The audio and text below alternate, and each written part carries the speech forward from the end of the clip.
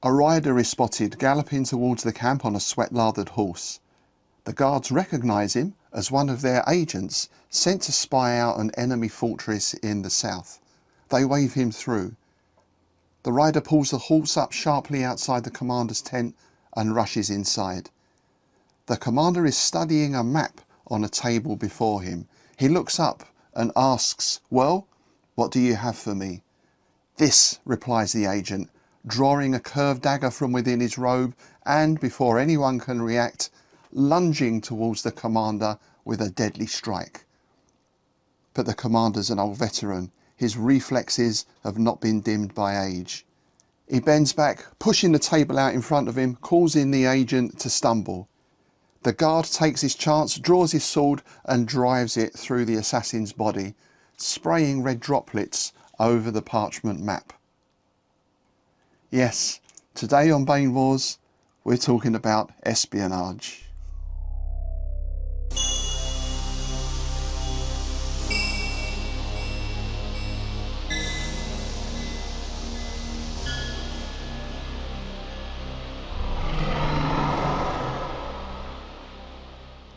Hi, I'm Rob Poynton. Thanks for joining me today on Dragon's Teeth for the latest update in our Bane Wars campaign. So, as you may have gathered from that introduction, we've had our first assassination attempt. And, well, the commander survived. I'm not going to say any more than that because, of course, things are still ongoing, things are still unfolding. However, we did have a question last time from Deep Red about how we're running the scouting and espionage aspects of the game. There's two things there. First of all, the scouting. As the armies are moving, I think they have a movement of 7 hexes per week. Each turn is 1 week. So the army gets to move up to 7 hexes, and of course any hex they enter, they will know what's in it. So that is filled in on the map that each player gets sent each turn. However, their scouts are spread out a little from the main army, so they get to map a hex each side of the main army as well. So in effect, if the army is in 1 hex, they know what is in each surrounding hex as well. And as you can see from the map here, that shows clearly how that works. We have our central army there, and as they travel through, you see the details are filled in with those icons. Now, they tend to be fairly general icons. We're talking forest, hills, mountains, rivers are marked on, major roads, and there are of course other things such as ruined villages, old fortresses that can be explored. So if the army wishes, they can take a little time to pause and send a unit or 2 in, or a wizard or a hero to explore those ruins, where of course they might find any number of things. So that basically is the scouting. On top of that, each army also has what we're calling flyers. For example, the undead army might have several swarms or flocks of bats. Is it a flock of bats? I should know, shouldn't I? What's the collective term for bats? But other armies, like the humans, might have flocks of ravens. There could be eagles. There's certainly a couple of dragons hovering about as well. They can also be used as scouts and sent out in a general direction. So the commander might say, I want my flyers to go east. Now they of course can see certain things, but what they report back depends largely on the intelligence of the animal. If an animal can speak, such as some of the larger eagles or the dragon, they can report back. Birds, of course, have less obvious communication. I suppose technically parrots and some others can speak. So then there's an option. The mage or wizard or shaman who's commanding them can do a sort of mind meld with the creature to see through its eyes, or they can enter into some form of primitive communication with the animal. So what you'll get there is either that visual image or some sort of vague idea of there's a big group of human things on the march or moving. So, you know, it's not specific. They won't be able to say, oh yeah, they're dwarves from the Iron Mountains because we recognise their crest, you know, they've got the hammers and the mountains. You know, obviously they won't be able to do that, but it does give the player a rough idea that there is something happening away to the east or wherever it may be. Of course, by the same token, a commander's own forces will be under scrutiny from flyers from opposing forces as well. Now, there's not much you can do about that. They can specify perhaps that they want to travel only at night. That is going to cut down on their movement, of course. And even so, if you've got an army of, say, 5,000 troops, that's difficult to conceal because at some point they're going to want to stop, they're going to make camp, they're going to cook some food, they're going to have sentries on watch, all that sort of stuff. So, you know, a small force, 20 or 30, you can hide, you can cover up. But these big armies, really, they're quite easy to spot from the air. The other aspect we've mentioned is espionage. How this works is the commander can decide to spend a set amount of gold pieces, well, any amount they like, and that will last them for 4 turns a month. They might say, I want to assign 30 gold pieces to espionage. That espionage has to be targeted. So it can be targeted towards a particular area, it can be targeted towards a particular army. They will then further specify what form they want this espionage to take. Is it simply observation? That's going to be the simplest.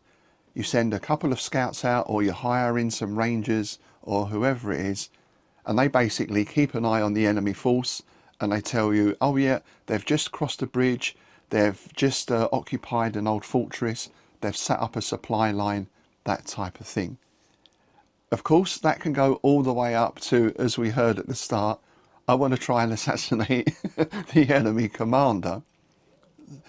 In between, you might have things like, I want to disrupt their lines of communication, so we can have some form of sabotage.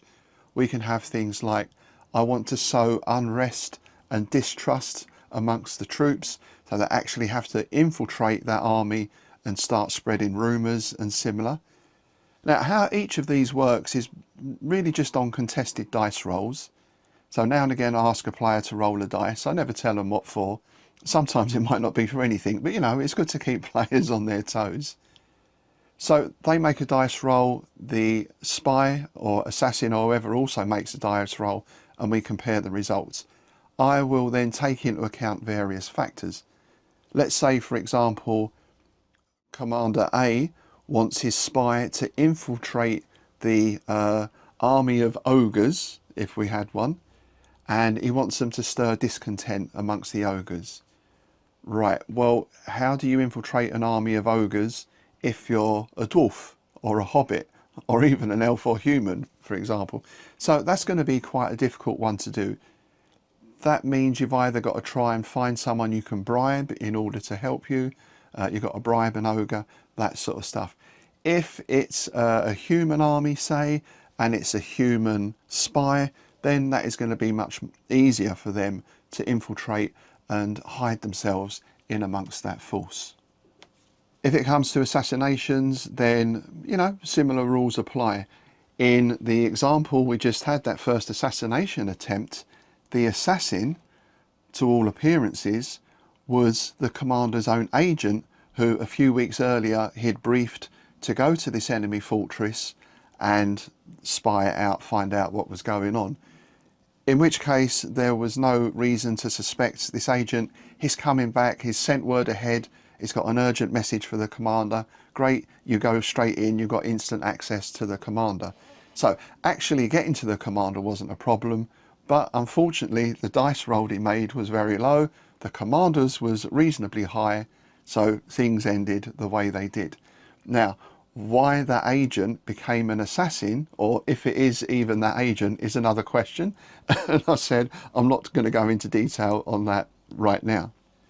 So that's basically it. We have our scouts out from the main army, just looking at the surrounding terrain. Of course, they'll bring back news of anything they see as well.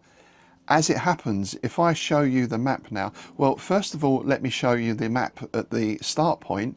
So this was about 12 or 13 turns ago. You can see everyone's nicely spread out coming in on their respective borders. And this is the situation now. As you can see, we've got quite a few more pins stuck in there, all representing different things, of course. And you might notice a sort of conglomeration around the centre.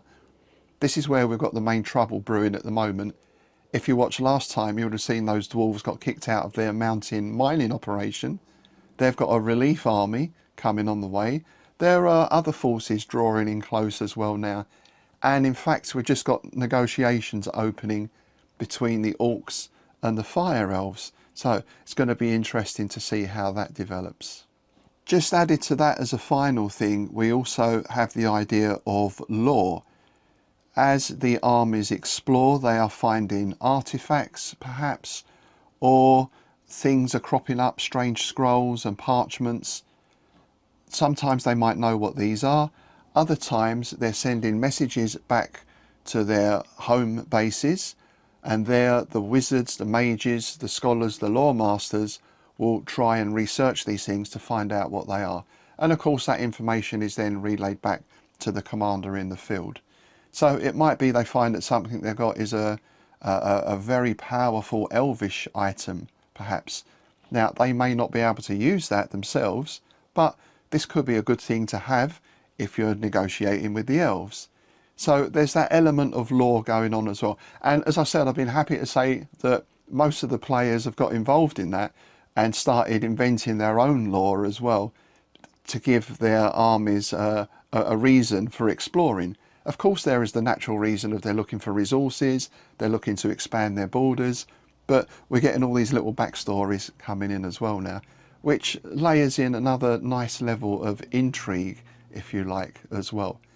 Not only do you want to get your artifacts, but you might wish to stop your opponent or the other players getting theirs as well, because some of these can be quite powerful and could really give an army an edge in any future battle. So there we go then, that's the basic setup for our scouting, for our espionage, for our lore. We are coming up to player battles now. We've had a couple of NPC player skirmishes and a battle, but now it looks like we're really getting into player versus player stuff. And of course our underlying rule set for all our 10mm battles is the fantastic battles. Really is an excellent rule set. We made a couple of little tweaks to the magic, which I'll probably talk about when we film a battle. We get some actual battle magic involved, but other than that we're using these pretty much straight out of the box. Highly recommended if you're into fantasy battles, or you can use these for ancients as well. Okay, that's it for today. Thanks to everyone who's subscribed to the channel so far. If you haven't already and you're enjoying the channel, please do click the subscribe and link buttons below. It really does help the channel to grow. As always, keep your questions and comments and suggestions coming in as well, and I'll see you next time.